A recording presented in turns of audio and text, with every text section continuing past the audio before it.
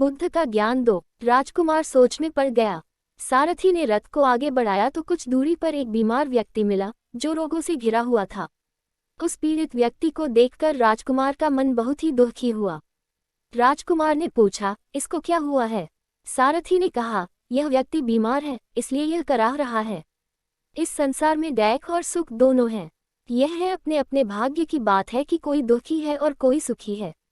क्या मैं भी कभी बीमार हो सकता हूँ? सारथी ने कहा, आप यह विचार अभी छोड़ दें। समय बड़ा बलवान होता है। ये सारी बातें कर्मों पर निर्भर करती हैं। चाहे राजा हो या रंक, सुख दैख सब पर आते हैं। अगर शरीर में कोई रोग आना है तो वह आएगा।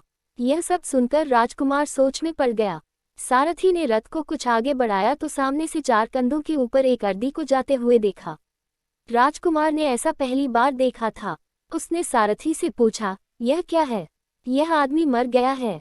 यह मुर्दा है। जो व्यक्ति मर जाता है उसको बांधकर शमशान भूमि में ले जाते हैं, फिर वहां पर उसे जला दिया जाता है।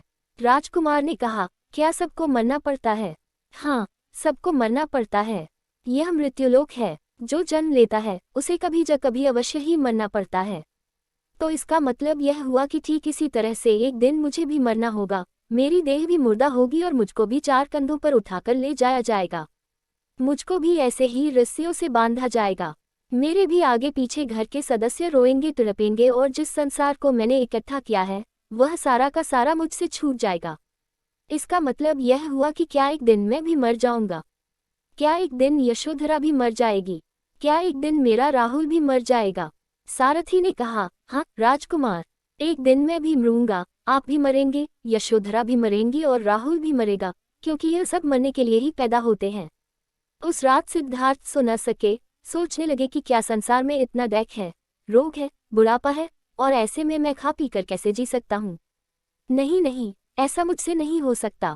मुझे खोजना होगा उस तत्व को जो दैख, पीड़ा और शोक से रहित हो, जो भय, भ्रम और भूल से परे हो, जो अनंत आनंद से भरा हो, जिसे पाकर फिर और कुछ पाने की इच्छा न हो। सिद्धार्थ वैराग्य के शिखर तक पहुंच चुके थे। बस उसी रात को उन्होंने घर छोड़ दिया। सारथी से कहा कि नगर की सीमा से दूर ले चलो। नगर के बाहर पहुंचकर सारथी को लौटा दिया। फिर कई दिनों तक वन में चलते गए।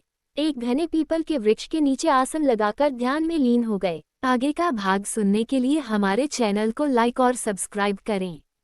धन्यवाद।